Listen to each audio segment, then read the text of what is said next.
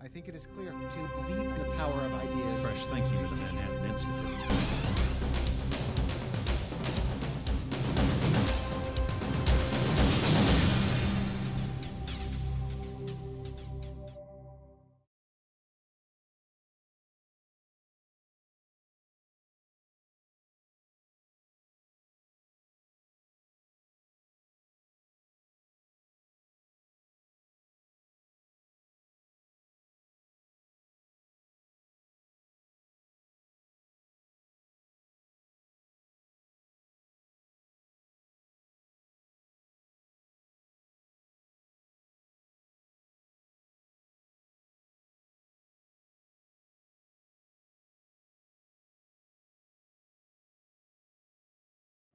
Rather than having prepared remarks, I'm going to try to run this talk show style and get you involved as well. I wonder if I could start by turning to Ed Morse from Citigroup. Ed, in your report, you talk about, use a powerful term, the reindustrialization, the potential for the reindustrialization of America because of this hydrocarbon boom that Mark talked about. I wonder if you could connect the dots for us. How do we go from extraction to reindustrialization? Sure, and thanks. I think Mark's extraordinary report robustly looks at the potential for exports and the implications of that. He's looking essentially at oil, and there's a natural gas component that he has not looked at in the same detail he looked at oil. So on the oil side, clearly we come close to eliminating completely the current account deficit. The current account deficit is at present 3% of GDP. The oil import bill is 5% of GDP. Just reversing that, all other things being equal, would eliminate one of the two big vulnerabilities to U.S. being a superpower through the rest of this century. On the natural gas side, there's a potential with the reindustrialization of America. Mark talks about methanol, he talks about a bunch of areas, but the potential on the natural gas side is really huge, because even if natural gas prices double from their recent levels, as I expect they will, the U.S. and Canada and potentially Mexico will be the lowest cost natural gas producers in the world for a very long period of time to come. And there are people here from Cheniere who are leading the way in the U.S. exports of LNG, which will have a profound impact on the structure of prices globally in the gas market. But in addition to that boom in the export market, natural gas feedstock is already playing a role in a whole array of energy-intensive industries, and will play a significantly greater array, almost certainly. The impact has been seen in the last year in petrochemicals, where U.S. production is now basically at capacity. Production went up just under 10%. Production went up to full capacity utilization with an increase of about 10%. Exports actually increased by close to 40% on the petrochemical side. We have billions of dollars and lots of jobs already announced in petrochemical projects, ranging from the Gulf producing states, Texas and Louisiana, to the old industry belt of Pennsylvania and Ohio, and potentially even West Virginia for petrochemical industry. Even more profound than this, however, and here's where the reindustrialization theme goes, is metal fabrication and other really truly energy-intensive industries. The U.S. has a symbiotic relationship with fracking, and I know we have not, in the discussion, gotten into the enemies of that and the costs of it, but fracking requires a lot of tubular steel. The delivery of hydrocarbons requires a lot of steel. The U.S. is seeing new jobs added in steel manufacturing. There are steel processes that can eliminate metallurgical coal or coking coal from the process of making steel. There's a lot of foreign investment, and we are the lowest cost producer of steel in the world. So if you look across the world of energy-intensive industries, not just petrochemicals and fertilizers, but true industry like steel, like other metal fabrication, whether it's aluminum or copper, or glass glass and cement. There is an incredible ability to, if you look at Mark's numbers with that $7 trillion number, close not just the current account deficit, but move a long way toward closing the fiscal deficit as well. And I believe they're making steel in Youngstown, Ohio, to your point, with formerly the buckle on the Rust Belt. So it is beginning to happen. Senator Talent, there have been a lot of references to shift the emphasis just slightly for a minute to geopolitics. And you've been involved in defense issues for a long time. When we talk about exports, well, we have to export to somewhere. We're talking about exporting to China because even with the transport costs, gas would be cheaper in China than what they can buy now. Similarly with Europe, even more so with Europe. How do you see that as resetting geopolitics in terms of our defense posture and our power relationships in the world? You know, it'd be a hugely important tool. I think, first of all, the word psychological is too weak, but it would, I think, really with one stroke, if we could do what Mark's talking about, reverse a sense around the world that, you know, the United States is in decline. And, you know, we have an international order that has gradually emerged since World War II and moved in the direction of, I mean, I'm talking very roughly now, obviously, but in the direction of human rights, democracy, the rule of law, etc. And the foundation of that has been American leadership and a doctrine of collective security that's based on America's leadership, credibility, and ultimately its economic power and its power in other respects. So anything that reinforces that sense that the United States is going to be able to continue playing that role in conjunction with its allies who would also be benefited from this, I think would be a tremendous corrective to some of the drift of the last few years. Also, just as a practical matter, it would be a tool in the basket that we could use in terms of accomplishing our foreign policy objectives, and it would tend to reduce tensions around the world. I mean, you know, the Russians have laid claim to the resources in the Arctic. The Chinese have laid claim to the South China Sea. Well, one of the things driving those policies, of course, is the competition for resources. So if the United States becomes an energy superpower and exporter, that's going to affect the world markets, obviously. It'll lessen that tension because of the need for that.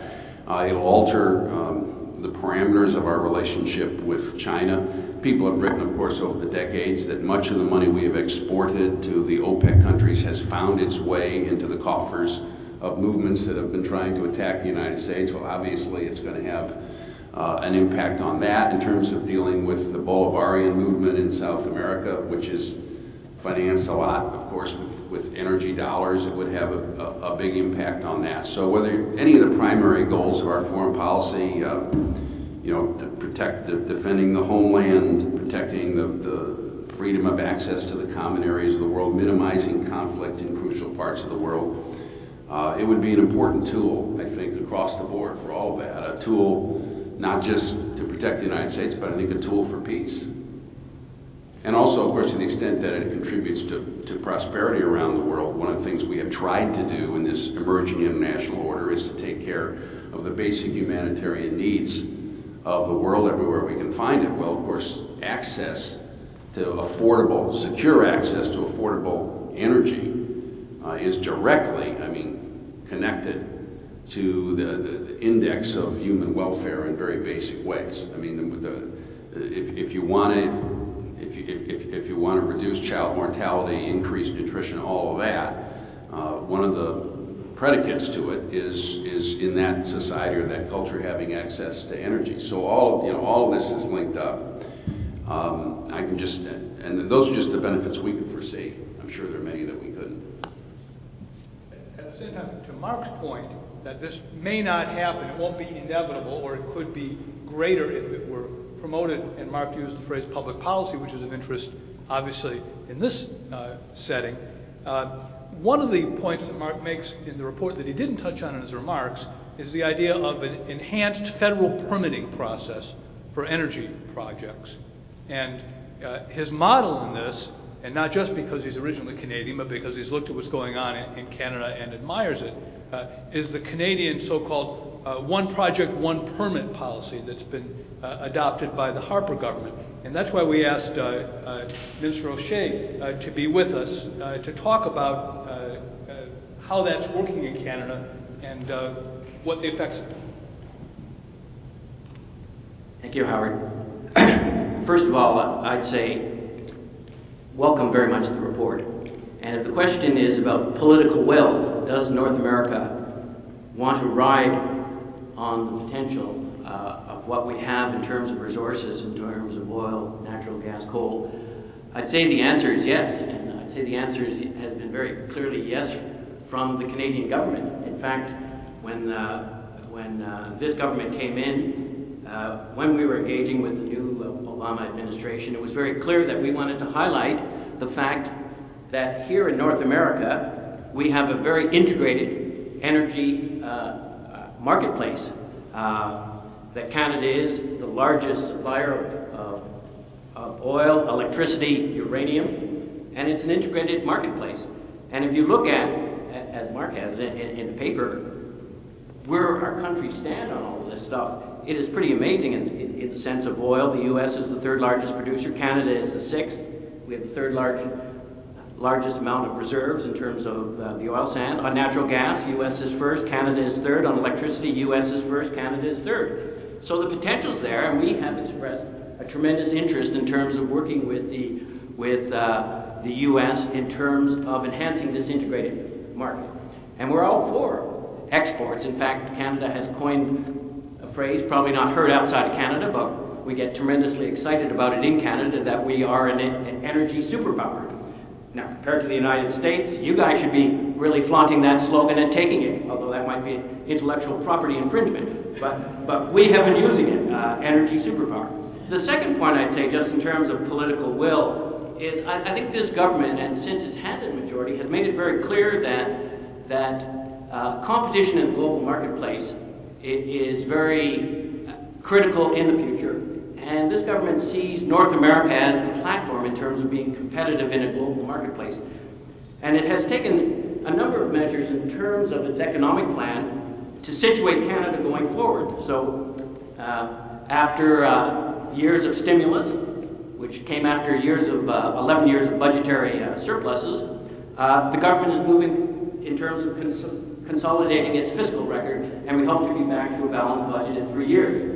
We're undertaking a number of free trade agreements. That's why we're delighted now to have access now to the Trans-Pacific Partnership, because we essentially see North America as an integrated market. It would not make sense not to have Canada in those negotiations. We're also currently doing a negotiation with the EU and hoping to start ones with China, Japan, and India. And finally, I guess just in terms of a number of structural reforms in Canada, one is reform of the immigration system in terms of enhancing our ability to grab some of those highly educated people who are out there, but also in terms of resource development. And this was a long way to get to your question. One of the elements in terms of what the government is doing is trying to rebalance environmental protection in terms and natural resource development. And this isn't a new thing. In fact, our energy and mines ministers had a conference in July 2008. Even before that, the Canadian Council of Ministers of Environment got together and said, couldn't we do these things better? So what is the government trying to do on this? And it's called responsible resource development. This is, I guess, the global chapeau of it. And it's got 4 elements. Let's make project reviews more predictable. So let's stick to very strict timelines. Let's streamline the process, and let's focus just on big projects. Second pillar of this is let's reduce the duplication in project reviews. Like yourself, we're a federal government, so you have provincial governments and federal governments. Like the United States, we've got a lot of government departments who might want to do reviews, but let's get away from the duplication of reviews. Third element is let's strengthen the environmental protection element of this, And the fourth is enhanced consultation with First Nations. Let me just speak about... Nations is the Canadian term for Aboriginal peoples. Let me just touch on the first two more so than the others, which is making the project reviews more predictable and reducing the duplication. So what the government has decided in terms of Canadian environmental assessments is let's focus on major projects, not small projects. In the past, we've had environmental assessments for maple syrup plants. Now, I can see doing this if we had a Hoover Dam and behind it was a whole stack of maple syrup, but these were a number of very small projects. So the government is saying, let's focus on the big ones. Can I, that's with regard to environmental reviews? That's right. Okay. So, all right. So focus the environmental regulatory mechanisms on the projects that really are big enough to pose a threat to the environment. That's right. And these essentially mines, energy projects, hydroelectricity. Sorry, Howard, I butted in. Thank you. So let's focus. Secondly, let's streamline that. As I said, up to 40 federal departments used to do some sort of reviews. that was 4-0. 4-0. Let's just have 3 agencies to do those. These would be the Canadian Environment Assessment Agency, the National Energy Board, and the Canadian Nuclear Safety Commission. So let's streamline it down to 3 agencies that do these reviews. For each of these reviews, let's set time limits on the environmental review panels. So for any review done by the Canadian Environment Assessment Act, 24 months from start to finish. For the National Energy Board, 18 months from start to finish. And for the Canadian Nuclear Safety Commission hasn't committed to a timeline, but they said they think they can meet those timelines that have been agreed to by the National Energy Board. And the final one would be 12 months for standard environmental reviews. Legislation has now been passed on this. The next step is the regulatory process to define what are the criteria to define this list of projects that would be part of this. And after, if it fits the list, the proponent would submit a complete project description to the Canadian Environmental Assessment Agency. They'd have 45 days to review it, to decide whether they needed the review or not. If they did decide that there was a review needed, then it had to be completed within 2 years. For the National Energy Board, 18 months, and hopefully for the Canadian Nuclear Security Safety, somewhere along the same lines. And so Mark's version of 40 down to 3 comes down to the idea that the onus is not entirely on the applicant, that there might be a portal, is the term that Mark uses, to say, we're going to get you an answer, and we're going to go to those, maybe those other 40 agencies are still involved in some way, but it's going to be those at the portal who are going to reach out to them and organize the process. That's my understanding of what you're looking for here in the U.S., Mark. Okay, have I got that right? Yeah. And so that would be, I assume, a burden off the applicant's back, is the way you're seeing that. Not to spend too much time on that, of course, obviously I like what Canada's doing, but the one portal idea is to put the onus on the government to help industry figure out how to comply, not to circumvent regulations, but to change the onus. Rather than have the industry try to guess, and I use the word guess sort of deliberately, who you haven't got to and what regulations you haven't met. You reverse it and make the government help the industry figure out who to comply with and where, what traps to run. And not to avoid the traps, but to begin to figure out how to reconcile, how to take conflicts out, essentially how to facilitate. Make it easier to comply as opposed to create a burden to comply. And that has to happen on the government's onus. It has to be essentially a one-portal policy. And in parallel, it has to be a one-portal, the state side. So this would require some state correspondence. A lot of states, I think, are very willing to do that. Let's talk about the non-inevitability of all this now for a moment. And Jamie Webster assesses for his clients what they call in the consulting business the country risk. If you wanted to start a natural gas business in Bolivia, there would be high country risk, right, to say the least.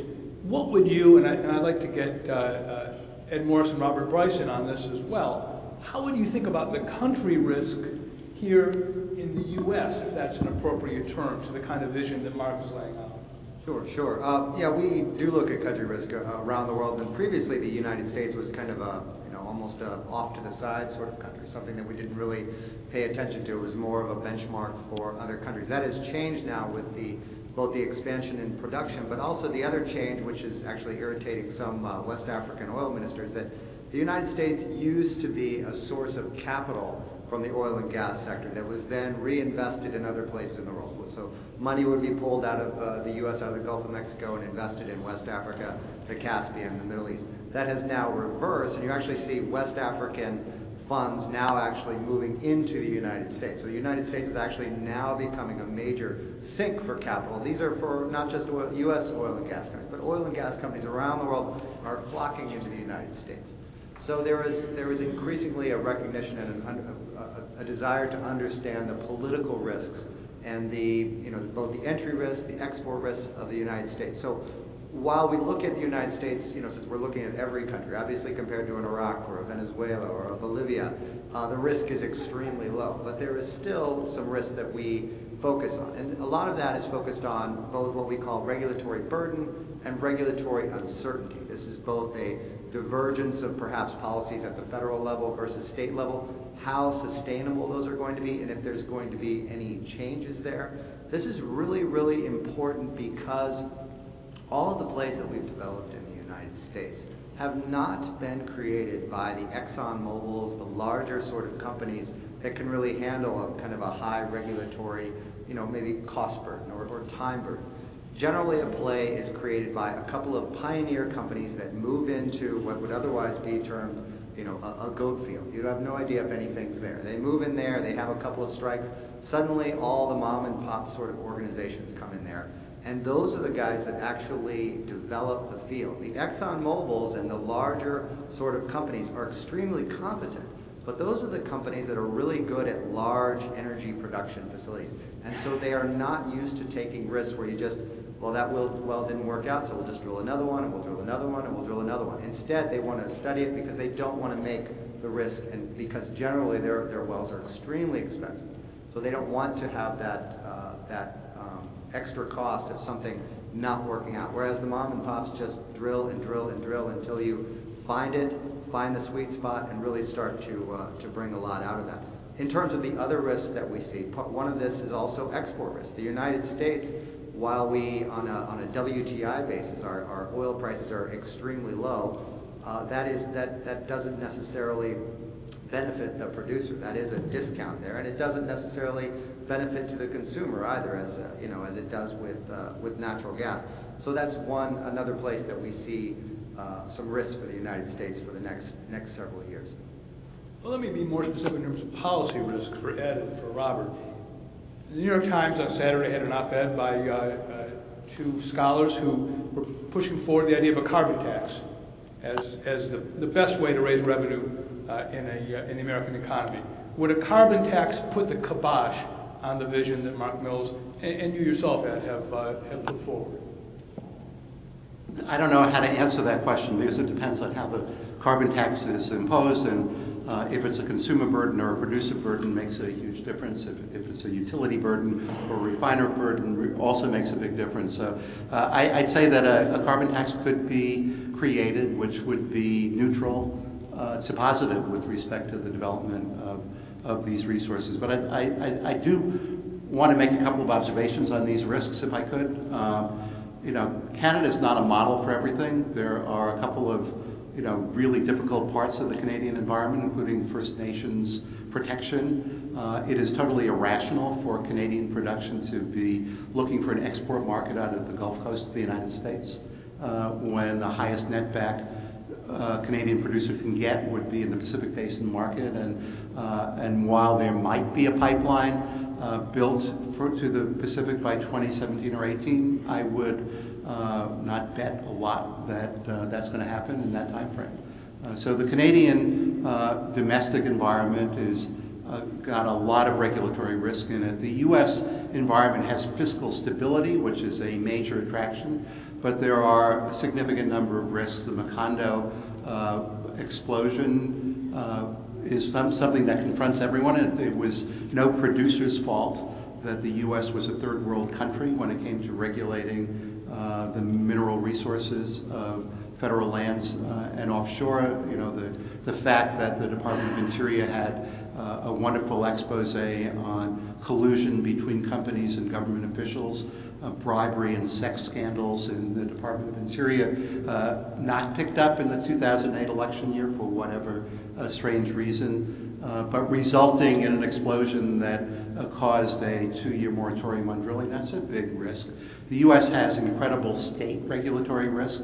California probably has the lowest cost oil and gas shale plays of any part of the U.S., and yet the regulatory situation in California makes it virtually impossible for the citizens of California to benefit from the shale gas and oil revolution. Now that might be their choice, which is another issue. I would note that that when it comes to this potential technological revolution that can exploit an existing resource base, there are two groups of people who don't want it in the U.S. One are the group of people who, I'm putting words in Mark's mouth, but he might actually start using it. This reminds me a lot of the end of the Cold War. There are a lot of analysts who refused to believe in 1990 or 91 or 92 that the Cold War was over, but you know, the peak oil is really over, and there are a lot of people, responsible people, who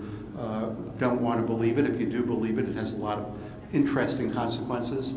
And second, there are people who just don't want the U.S. to export dirty stuff, whether it comes from the domestic environment or it comes from Canada, and they have a very big ear that listens to them in the American public, which is not euphoric entirely over this revolution. And then there are laws. So the biggest impediment to exports or to this production revolution really is the law that makes it virtually impossible to export hydrocarbons produced in federal waters or export hydrocarbons that flow through interstate pipeline systems. Chenier, present in this room, has been lucky that there's been a framework on this for natural gas. There is no framework on it for oil. We have cabotage laws that require movement in ports to be done on U.S. flag vessels. It may mean if there is a disallowment of exports, not only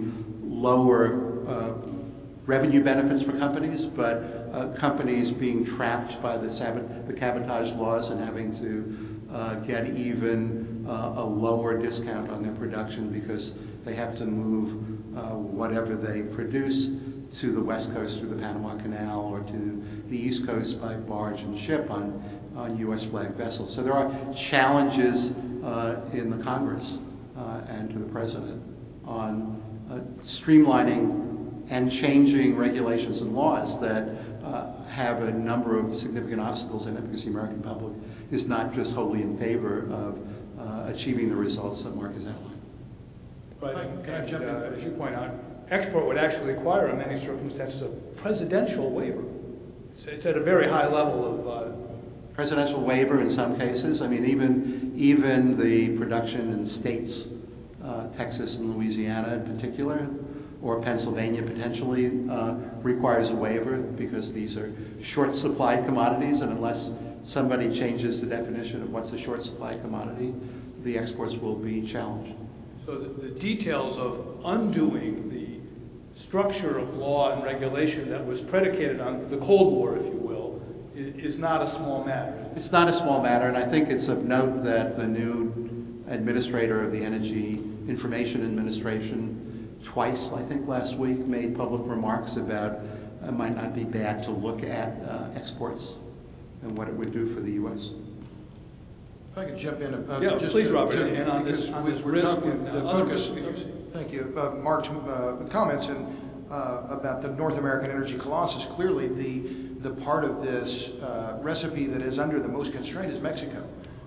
Here's a country where over the last decade their energy demand overall is up 23%. The U.S. it's down by 1%. Canada's up by 9%. But if you look at the EIA report on shale gas resources globally that came out from the Energy Information Administration just last year, Mexico has the 4th largest shale gas potential of any country in the world, behind only China, Argentina, and the US. And yet, Mexico is really behind the 8 ball in terms of overall energy production. They're importing natural gas now. They're consuming about 6.7 billion cubic feet per day, and they're only producing 5 billion. They're importing natural gas from Texas. This makes no sense whatsoever. When you look at the potential for natural gas development in Mexico, it is enormous. Just last week, Pemex announced a new gas find offshore in the Gulf of Mexico, around 2 trillion cubic feet. That's great, but Pemex has been hampered by domestic politics. They are not investing enough in their upstream oil and gas development. Pemex is loaded with debt. Their net debt is greater than their revenues, and so Ed is right to point out the regulatory risks here in the U.S.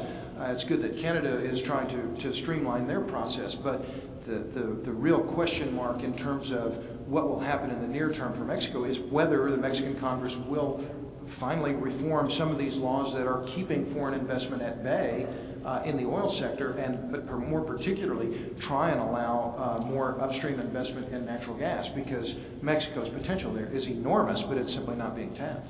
Yeah, and it's notable that newly elected President Enrique Nieto actually campaigned on the idea of having minority private financial investors in Pemex, which of course is a state oil monopoly, has been since the Cardenas administration of 1937. So that could be a watershed in Mexico. Well, it could be, but remember, so the same geology in Texas extends down into Mexico, and so the fact that we're producing a lot of gas in South Texas and virtually none in northern Mexico, it's going to require more than just saying, oh, we'll let minority participation in. If Mexico is really going to tap their gas market and feed their internal demand, they're going to have to make some serious regulatory political changes, and it's going to be hard. Could I make a comment on that, please? I think that, Mark talked a lot about technology as the critical breakthrough for hydrofracking in North America. There is a distinction between Canada and the U.S. and virtually all other countries in the world. There may be an exception in the UK, there may be an exception in Australia. But the remarkable thing of why this happened in America was not just technology, but it is the fact that there is an entrepreneurial capacity in Canada and the United States that doesn't exist anywhere else. There are independents of a certain size that do what they do, as Mark indicated, because that's what they're really good at. And they're able to experiment by empowering drillers on site to experiment and do things that could never happen in a very large company, whether that's a large shareholder-owned company, publicly traded like Exxon, or whether it's a state-owned enterprise. So I think there are very big doubts that should be placed on whether Pemex or PetroChina or Rosneft could ever do what happened in Canada and the United States. The other critical feature, by the way, of both Canada and the U.S. is that the capital markets are designed to and are capable of serving that customer base of independents, and there is no equivalent capital market anywhere else in the world. And in a way, that was your point, Jamie, that regulatory uncertainty especially affects the little guys, right?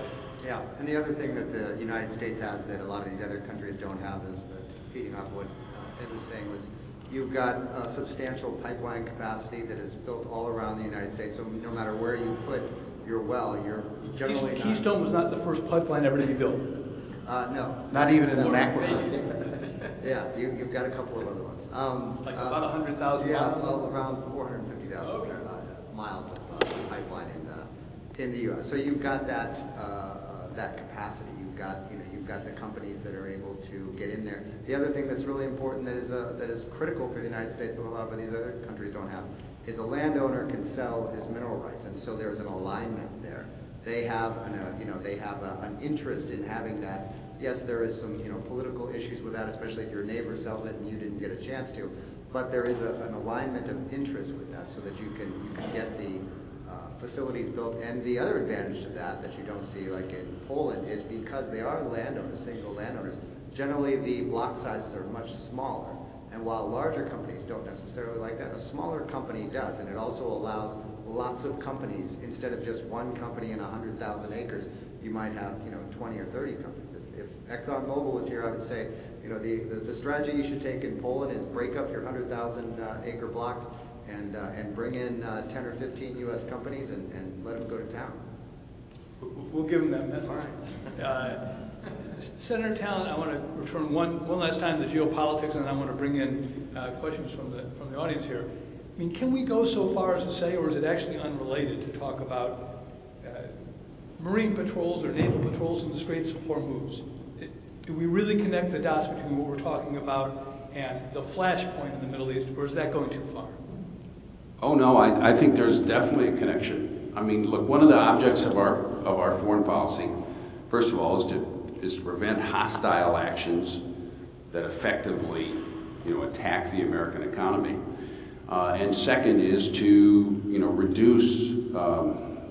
reduce the risks around the world of conflict that could then get out of control, in an age of asymmetric capabilities. An asymmetric weapon is a weapon that has a far greater destructive impact than the power it takes to develop and deploy it. And ever since the end of World War II, we've been in an asymmetric age where, we could not afford the risk of a third world war. I mean, nobody wanted a third world war anyway, but in an age of nuclear weapons and now cyber weapons and bioweapons and all the rest of it, it's unthinkable, which is one of the reasons the United States adopted as one of its goals of foreign policy at the end of World War II, anticipating, containing, diffusing risk at as low a level of conflict as possible. Okay, so there's clearly a risk. I mean, Iran has talked about blockading or disrupting traffic through the Strait of Hormuz, through which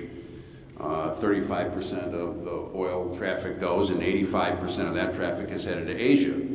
So clearly that would be tremendously disruptive. So one of the tools that you use to prevent that is naval capabilities in the region to deter them from trying to do that. But another is if you change the nature of energy production in the world, so the impact of such an operation, even if it were successful, would be much less disruptive. Obviously, they have less incentive to do it. So all this is connected, and foreign policies, like any other policy, the various tools and things are interconnected. So this technology has afforded the world's democracies an opportunity to lessen the risk of conflict that we see all over the world, in part because of a perceived and to this point probably real shortage of energy. I mentioned before the South China Sea and the Arctic, and there's so much that's driving competition, some of it on the part of powers that are aggressive, some of it just countries that are really worried about thear access to energy, and all of this would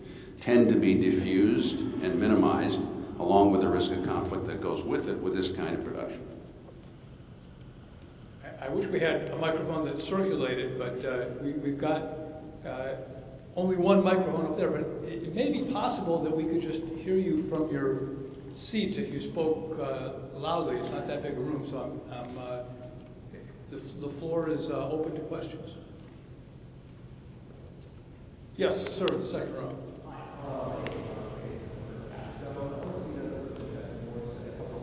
If you wouldn't mind going to the microphone, it's a little hard to hear you.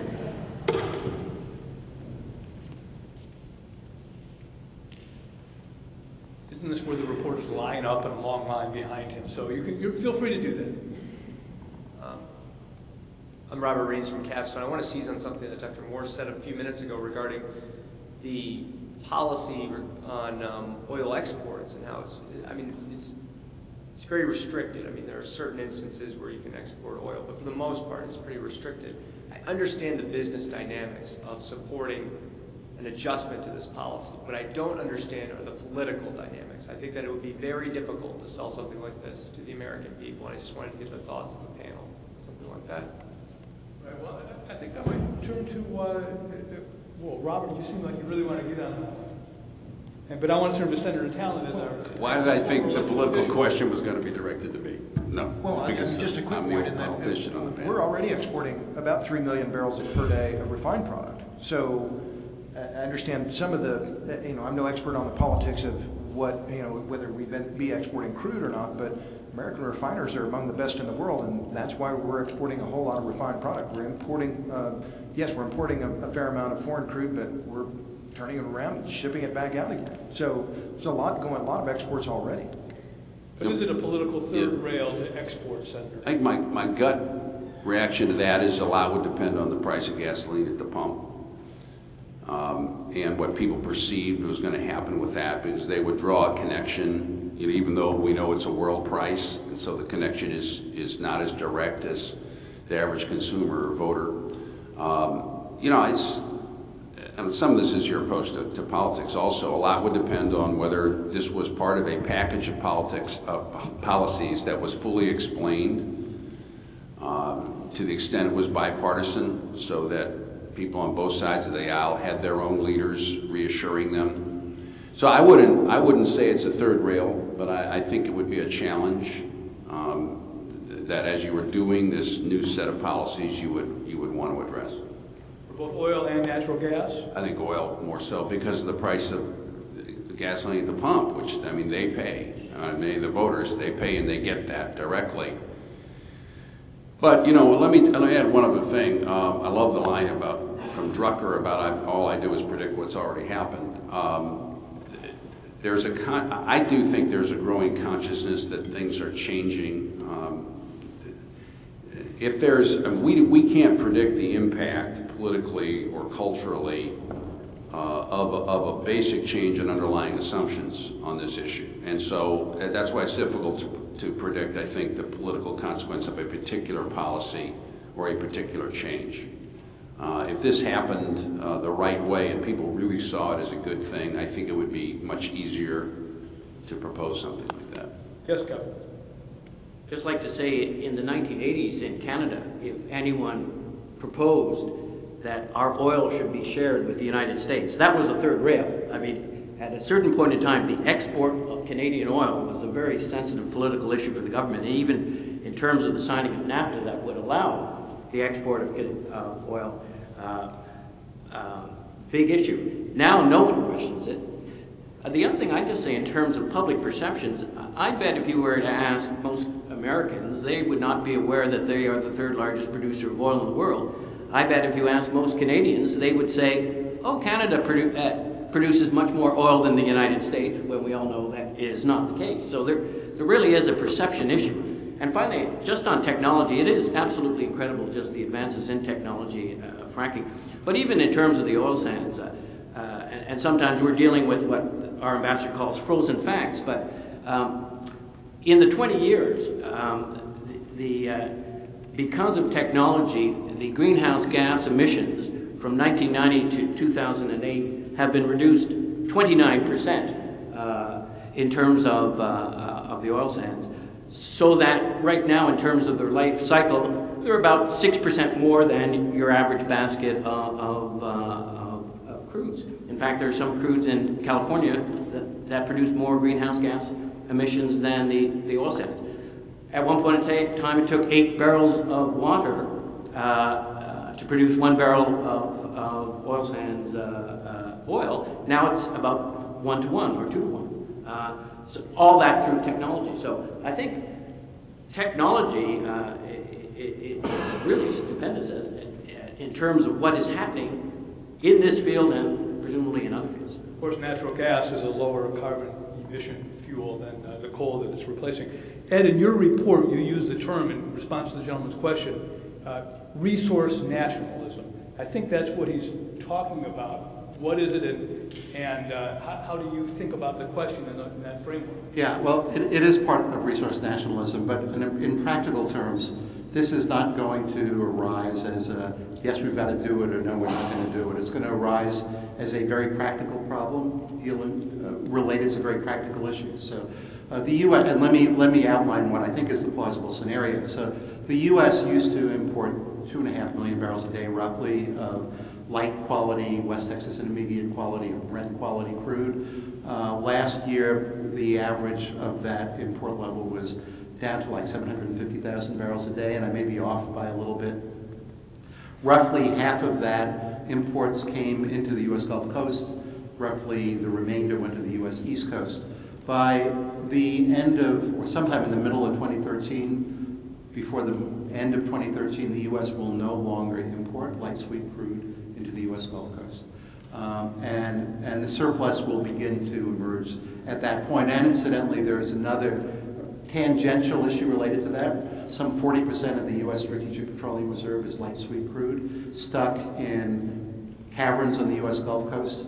They will have nowhere to go. There are no longer going to be pipelines going north. There no longer will be a need for light sweet crude in the refining system of the U.S. Gulf Coast. The U.S. technically will no longer need to store 700 million barrels of crude oil. We'll probably need to store 300 or 400 million barrels of crude oil, and that will have to be sold into markets. And that might mean export markets as well, because that amount of crude simply is too much for the markets of the U.S. to want to handle incrementally. So I suspect the first permits, like the first natural gas permits, will be from an area that is supersaturated with a certain quality of crude oil, and the permitting should, under those circumstances, be significantly easier than if it were raised as a theoretical issue concerning the Commerce Clause on interstate pipeline transportation or production on federal lands or in federal waters. So the change will be gradual rather than dramatic. Mark, you wanted to get in? I think just grab the mic. That question is, your question on this political will is at the center of what will ultimately make a difference. And I would call it the O'Reilly factor, as opposed, because of what O'Reilly's been doing, railing against oil exports during high oil prices to the point that the senator made. But here's where, and I'm very keenly aware of all the restrictions and constraints on exporting everything from natural gas and coal, oil in particular. But if you step back and look at what's going on, and Ed and I obviously have a affectation for paradigms. And the Cold War paradigm is one I've thought of as well, and he's right. Paradigms are sticky things. People get stuck in them. They can't escape them. And we're at the peak oil paradigm is sticky. It's generally sticky, not just the adherence of it, but the general population. That's what O'Reilly's worried about. We're going to give away all our oil, and we won't have any left for Americans and citizens, and the equivalent of it. The thing about paradigms is they do change. It may take time, so I'm not going to predict how long it takes to. But what we have in play now is a conflict between what I would call laws and attitudes, which I would contend are much more malleable and changeable ultimately than geophysics and economics. Economics anchored in demographics. The geophysical and demographic realities are enormous, and they've changed. We have lots of hydrocarbons. We can produce them. It creates enormous economic benefits, staggering economic benefits. The sheer force of that ultimately, for practical reasons, which is where Nick Ed put his finger on exactly the right thing, and the sheer practical realities of the geopolitics of this, I think, ultimately overwhelm the impediments that exist in the things that we could actually change easiest from the viewpoints of the laws of economics and nature, which is changing legislation, the stroke of a pen. Having been a long-time resident of Washington and worked in a White House, I know that actually appears to be an immovable object in the laws of physics and so forth, but politics, we all know, do change. Laws of nature don't. And so ultimately, I believe the laws will succumb to the opportunity. That's the whole point of this exercise. And what we're hearing in this discussion is the opportunity is just so overwhelming. Hard to imagine we'll just walk away from it. Not impossible to imagine. It's just hard to imagine. Other questions? Yes, sir, in the front row, if you wouldn't mind.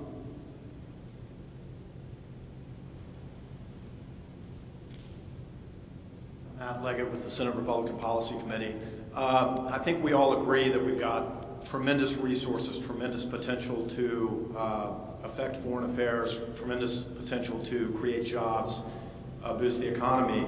On the other side of that, we've got a challenge from environmental groups like the Sierra Club, who have launched their Beyond Coal campaign, their Beyond Gas campaign, and seem really entrenched in denying our ability to use these resources to our benefit. I'm just curious if any of you have any thoughts on how we address that issue, how we better message, how we better sort of get the information in the hands of average Americans that I think will bring them to the conclusions we're coming to today. And I know Canada has dealt with this issue as well, and of course Senator Talon has has dealt with it from a political issue. So any thoughts on that would be great. Well, Robert, you've written a book with the subtitle "The Myths of Green Energy." So I guess you're trying to do what the gentleman is suggesting. You want to offer some thoughts about the argumentation here, I guess. I think maybe underlying Mark's presentation and the whole discussion here is the need for cheap, abundant, reliable energy. That is a selling point, particularly now with unemployment at more than 8%, that's what people want. So the choice with beyond gas, beyond coal, beyond silly is really their whole platform. We're in favor of cheap energy.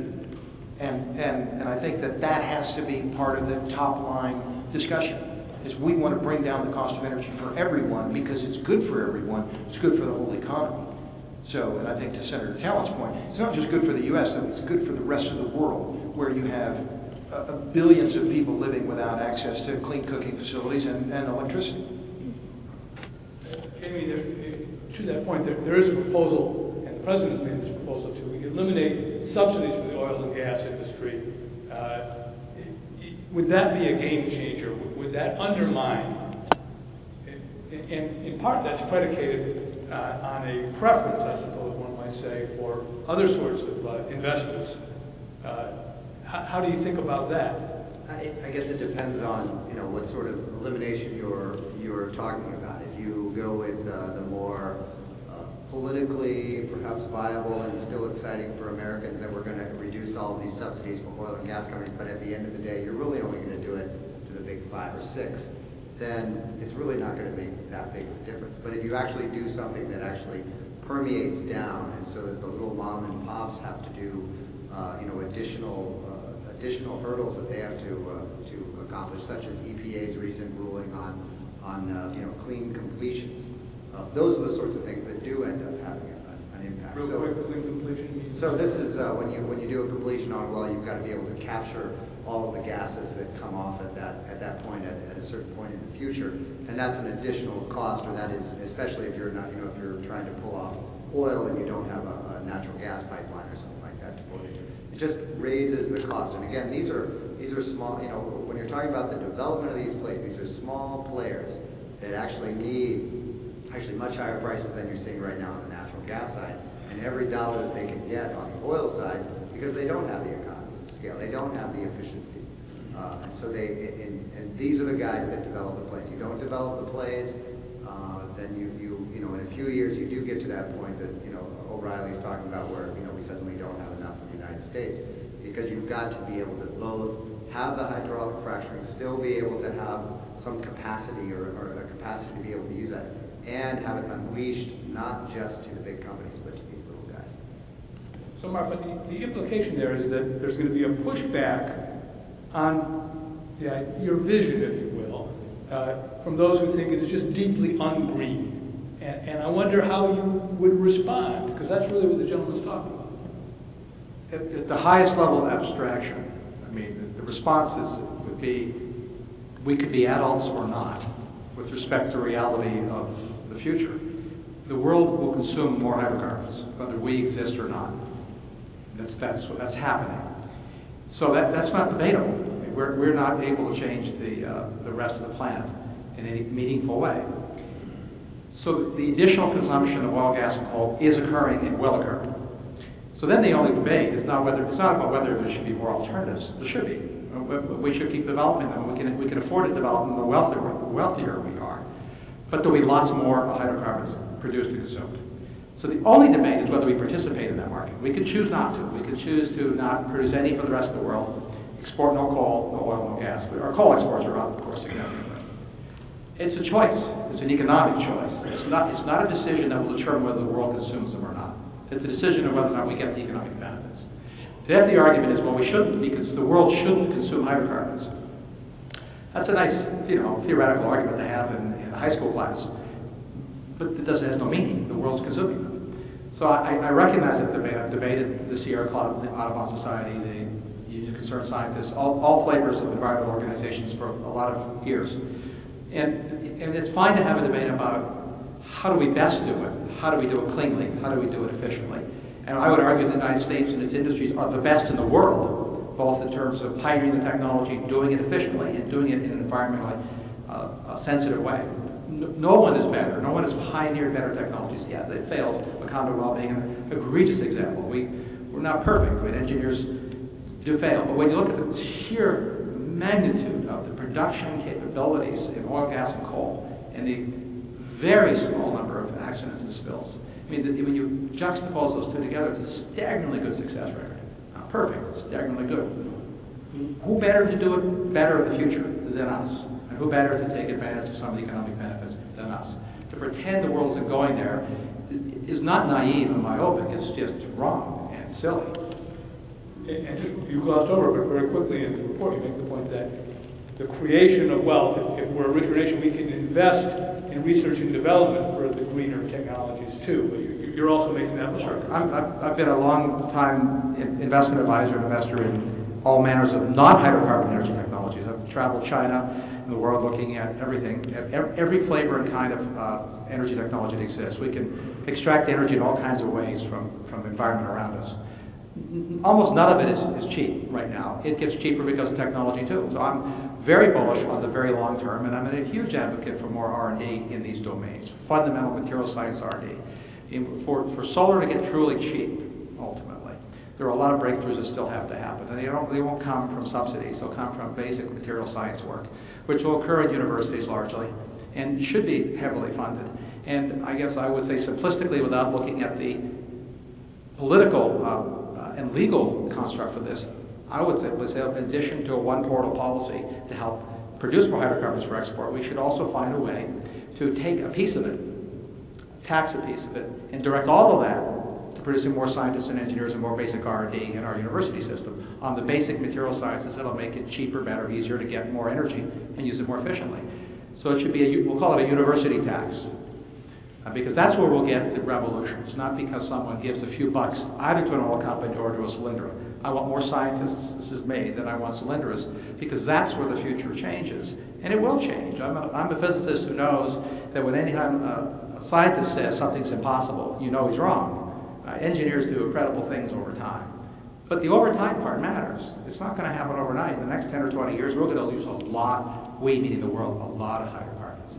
That is locked in, that future has happened. Absent a pandemic or a nuclear war, we're going to double, be like 2 United States of additional demand. That's locked in, and it'll be hydrocarbons. Howard, can I real briefly on that? I think we just say, I would just say that things are different. The paradigm's changed, and the policies that were appropriated at a time when you assumed scarcity and the technology was such that you assume certain environmental qualities or effects on certain actions. Policy ought to be different when you now realize you don't have a scarcity and the technology's changed. It's just like, policies changed towards, federal policy towards broadcasting when we went from the world where there were, a limited number of stations that you could have because of the nature of the technology. Well, now it's unlimited, and so policy changes. And I think just as the paradigm has shifted and the new world is sort of transcending the old, I think the new argument should just transcend the old arguments. And that because otherwise you start getting back and forth along. It's what you were saying, the people committed to the paradigm are inevitably going to resist you. We just say we're just in a different world now, which is true. It's what everybody here has been saying for the last hour. Yes. Margaret Ryan with AOL Energy. I wondered if either Mr. Mills... Maybe you could just push that down. Thank you. Okay. I'm Margaret Ryan with AOL Energy. I wondered if either Mr. Mills or maybe some of the other panelists would comment on this. One of your recommendations here is to emulate Canada and create a one portal, one permit federal policy for all permits. Well, the natural gas industry in particular, but also the oil industry in the past few years has been fighting federal permits, saying, no, we want to stick with the state system, well by well, state by state. So how are you approaching the industry and saying, hey, a federal permit actually would be a better idea than the state by state, leave it with the state's solution that they've been advocating for some time now? Right. Would a federal permit obviate the need for state, Mark? So let me clarify. I'm not advocating that the federal government circumvent and replace state policies. That's not where there are federal permits required, and because of the labyrinthine nature of that process, for major projects, what I'm saying is then there should be a single portal to figure out how to navigate the federal system.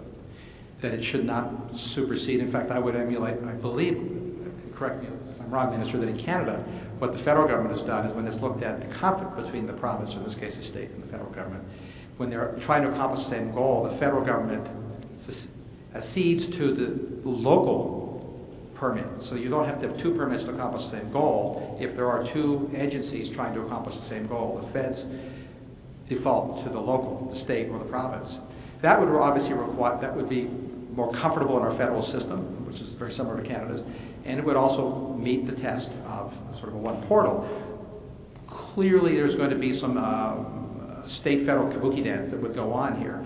Just broadly speaking, you got to make it simpler, right? If you're a guy trying to get permits, you got to go through dozens of permits and dozens of agencies to solve a problem. It's not good. This is certainly relevant to federal lands, and the BLM controls a lot of lands in the United States, and none of those lands, most industries are not even allowed to explore to determine what's there. So when people say we don't have the resources, It's the Bureau of Land Management. Bureau of Land Management, we would say we don't know what, we know they're there, we don't know how much, except very recently, the Green River Formation, where some exploration has been undertaken by permission under the last Energy Act, we now find another shale formation that is counted geophysically in the sort of the 1 to 3 trillion barrels of oil. That's a lot of oil. Very difficult to get access to it. That would certainly be a federal-only activity. Anyway, I'm not advocating the feds push the state away, but rather rationalize the system.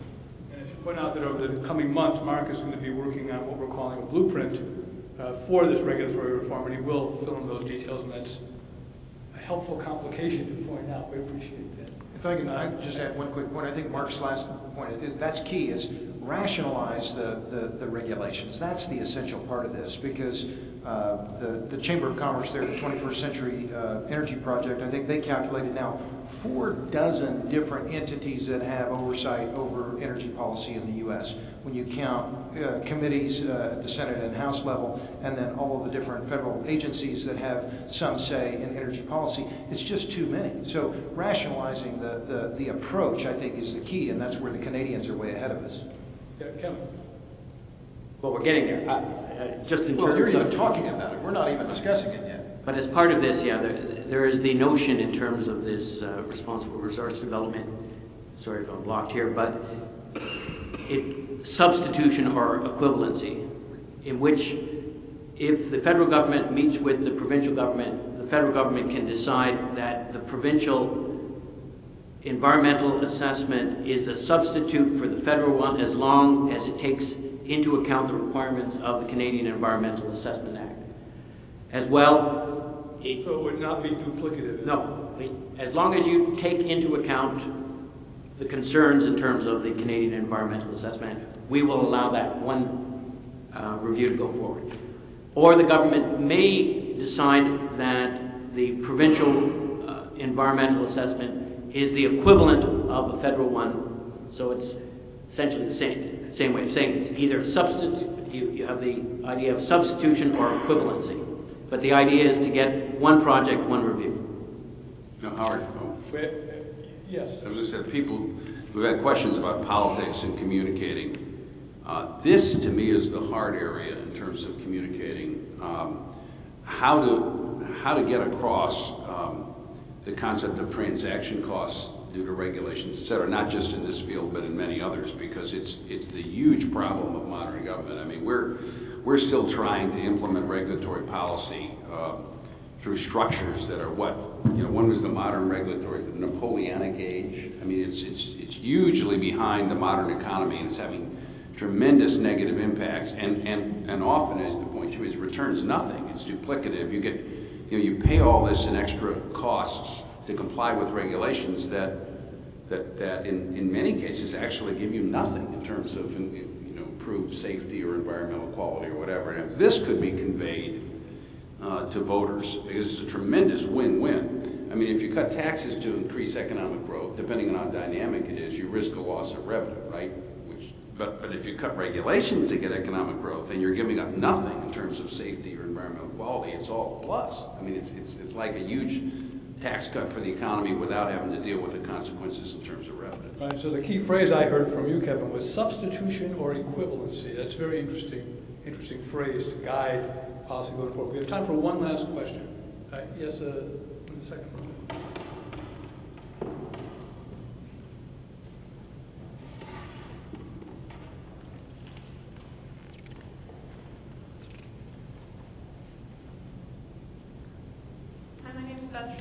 And I'm a student and also an intern for an oil company here in DC. My question is primarily for Mr. Mills, but also potentially for Mr. Webster. In talking about IC relating to hydrocarbon resources, is this level of data unique to the U.S. or is it more of a global data revolution? And in thinking about the level of North American resources in relation to other countries, how much of this would be affected by the level of data or communication or transparency? So you asked if the prices are world prices that we're talking about, essentially? Yes, essentially world prices. Although gas is, as you know, our natural gas prices are disconnected, which is where some of the concerns are. Some of the gas consumers, as we connect it through export, they're worried about prices going up. And prices will go up. I think I sort of ballpark, but I defer to Ed. They'll double, but that still makes us the cheapest gas producer on the planet. And then we'll keep getting that cheap gas because producers will have an incentive to make it, because you have to make a profit when you work in an oil and gas business. The physical resources are, you're right, are informationally based. As you have to go searching for the resources to know if they exist, so you have to do some exploration, and then you do some extrapolations. But it's not so much our access to information that tells us whether we have more of the resources. It's our access to technology to convert a resource into an affordable reserve. And that's essentially the march of all mineral resources throughout history. So the advance of technology determines whether the physical resource, all the coal, oil, and gas, is extractable at a price. Its depth, it's how concentrated it is, the overburden. And it's the government that determines ultimately whether the resource is accessible at any price, because it doesn't matter whether it's a field of wind turbines or a field of oil wells. It's the government that ultimately determines whether you can have access to that land unless it's private land. And even then the government can determine your access by default, by determining or putting in place regulations that say that you can't do certain things, or make it so expensive that you won't do it. To Jamie's point about the clean completions, you can add burdens that are the equivalent of saying I control the land, you can't do it. Those are regulatory political decisions. I'm going to break my promise. Gentleman in the front row here, last question. Bob James, I've been in the oil business one way or another for 65 years.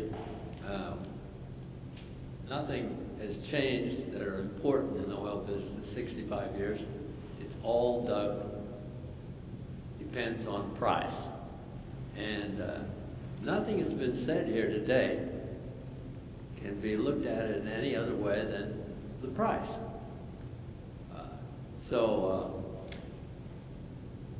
Don't worry too much about the price, because the price of oil it goes up and down, as you know, but no more than copper or wheat or that sort of thing. They all go up and down. Now, so everybody has something to say about this oil and other energy, but when you come to looking at price, you say, there's no way of forecasting it. Unfortunately, you can't do anything. You must forecast it. You can't get out of it. If you're drilling, you've got to forecast what you're on. If you are going to talk about exporting oil, it's international oil. If you're going to talk about sands, you better forecast. You must forecast the price. So I'm going to ask a couple of specific questions. what prices are you, no, I'm not asking any of you. Look at what you had to say today and ask yourself or talk about what it means at $20 to $40 oil and what you had to say means at, we'll say, 80 to 120 oil, all of which we've experienced in the last, in some cases, the last 2 or 3 years. So is it price sensitive? Yeah, well, you know, the press was filled with talk on this subject a couple of weeks ago when WTI went below 80 and was flirting with 77. And it's clearly a really complicated subject. If you look at the cost issue or the price issue, clearly high prices are what triggered a lot of this technological revolution. Costs fluctuate. They tend to come down over time. Technology has driven costs down over time. If you look at what's happening in North America, it's high-cost material, not on the natural gas side, but certainly on the oil side, whether it's deep water or Canadian oil sands or tight oil formations in the U.S. We've looked at current prices, and we've recently had a conference with the 50 largest North American producers. It was a private investor conference in Miami. But we asked that question to every one of the producers, regardless of what they were doing, and it appears as though there is a price around 65 where this is not taking into account what the investor community might say, but just what the producers say, that they're likely to continue investments, maybe not at today's current level, but at a pretty high level by historical standards. So a 60-month break-even price with an 18 to 20% return requires $65. The most expensive marginal production in Canada probably has a $90 number on it, with the cost likely to come down more than going up over time. There are plays in the Bakken and elsewhere that have an $80 number, but it looks like 70 in any event, 65 to 70 would keep most production up. It's a really interesting issue from not only a supply perspective, but it's an interesting issue from the perspective of what Senator Talent was talking about, because he talked about how the U.S. would be free of a shackle of pursuing value-based foreign policy, particularly in the Middle East, if the U.S. did not have the current account deficit it currently has, and if there was a more abundant supply and clearly a lower supply. Not everybody in the world, and it's not just producers in the Bakken, would be happy with a lower price. But geopolitically, it would not necessarily be a happy world when you have the Russian government with $125 minimum fiscal break-even and a Saudi government with 71, according to the IMF, but rising, and a Venezuelan government at 150 or 160, and an Iranian government at maybe 140. There are lots of folks that would not like to see and would not think that this is a peaceful conclusion to see a more moderate price environment. And indeed, the big lesson, I think, of the Arab Spring from an international geopolitical perspective is that many producer countries are one-crop countries that have gerontocracies in the leadership. Iran is no exception. It's like the rule, where the average age of the leadership is close to 80 and the average age of the population is 26, with significant unemployment. And a big divorce from a governance perspective, and a need for those involved in governing to deliver goodies to keep peace at home. So I think there is a challenge, and the history of the industry is one of significant cyclicality and significant change in price changes, with very big spreads between highs and lows. I don't believe actually that Mark, if he looked at the conclusion of his report, would again state that this brings price stability, because I don't think it does. I think it brings a significant amount of volatility to prices. But the industry can cope with it, and the fact that the resource base is what it is and can produce at a level. The intriguing part of a lot of this is that traditionally there's a huge gap between finding and development costs on the one hand and operating costs on the other hand. Both in shale oil and in tight oil production, there's less of a delta between operating costs and finding and development costs. On the other hand, once the infrastructure is in place, and we're discovering that now in the natural gas side, you have kind of just-in-time production capacity. Drilling in the gas plays has gone down steadily over the last 18 months. Last week, with higher gas prices, was a record level of production. It is an accordion, and I think from the perspective of what this means, Mark is on the whole right. Thanks for joining us, and please join me in thanking our panel members.